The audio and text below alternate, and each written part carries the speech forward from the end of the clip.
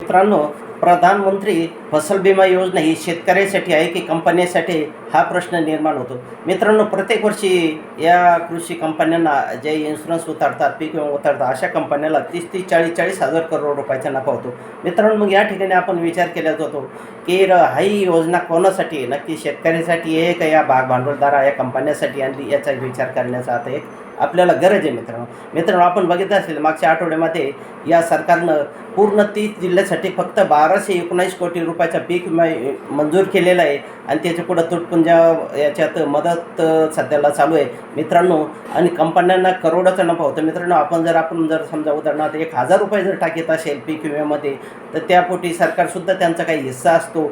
एक जवळपास 10,000 रुपये एका महिन्याला आपण म्हणजे कंपन्यांचे हजारो कोटी रुपये कंपन्यांना दिल्या जातात आणि शेतकऱ्यांना एक नाममात्र रक्कम दिली जाते. मग हीच योजना शेतकऱ्यासाठी आहे की गरिबासाठी आहे? आता मित्रांनो, आपण एक विचार करण्याची गरज आहे. आता या यवतमाळ जिल्हा या पीक विम्यापासून वंचित आहे आणि या पीक विमा न मिळाल्यामुळे तेथील शेतकरी एवढा अडचणीत आहे. आतापर्यंत कितीतरी शेतकऱ्यांनी आत्महत्या केल्या आहे. बघू मित्रांनो आपण एक त्या मीडियाच्या माध्यमातून.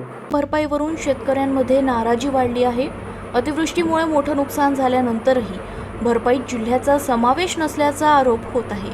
जिल्ह्यात लाखो शेतकरी विमाधारक असूनही कापूस आणि तूर उत्पादक अजूनही प्रतीक्षेत आहेत. दरम्यान स्वाभिमानी शेतकरी संघटनेनं त्वरित निर्णय घेण्याची मागणी करत प्रशासनावर प्रश्नचिन्ह उपस्थित केले आहेत.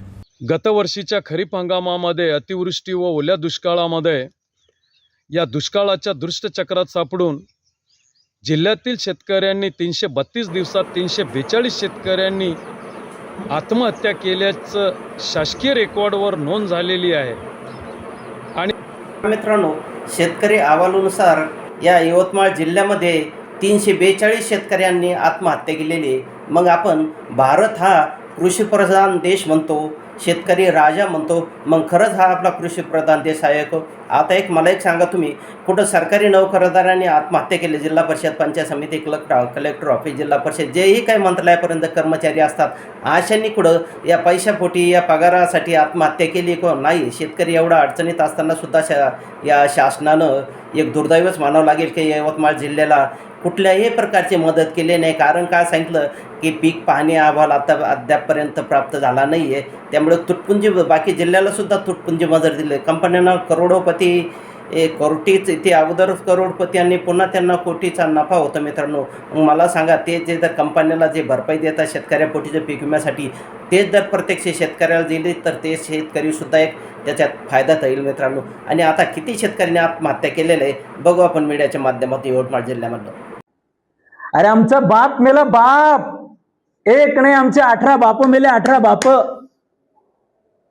या मागच्या 26 दिवसामध्ये आमच्या यवतमाळ डिस्ट्रिक्टमध्ये 18 शेतकरी मेले. याला जबाबदार पूर्णपणे डिपार्टमेंट ऑफ ऍग्रिकल्चर, या यवतमाळ जिल्ह्याचे जिल्हाधिकारी, या जिल्ह्याचे जिल्हा कृषी अधीक्षक अधिकारी, हे सगळे लोक रिस्पॉन्सिबल आहेत म्हणून मेला. बघा मित्रांनो, या यवतमाळ जिल्ह्यामध्ये या महिन्यामध्ये 18 शेतकऱ्यांनी आत्महत्या केलेले आहे. 18 शेतकऱ्यांचं आज त्यांच्या घरावरचं छत्र उडालेलं आहे मित्रांनो.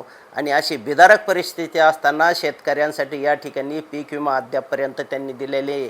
हा माणूस जीव तोडून सांगतो की 18 बाप या जिल्ह्यातून गेलेले, 18 बाप जीवन आत्महत्या केली. मित्रांनो, शेतकऱ्याला नुकसान भरपाई मिळावी म्हणून डावे पक्ष आणि इतर पक्षांनी मिळून त्या ठिकाणी जिल्हाधिकारी कार्यालयावर मोर्चा काढला, पण त्यांना कुठलंही त्यांची दयामाया आली नाही. एवढ्या भर उन्हात मोर्चा काढला मित्रांनो. त्या ठिकाणी पाण्याची सुद्धा व्यवस्था नव्हती. अशी दैनंदिन अवस्था या यवतमाळ जिल्ह्यामध्ये.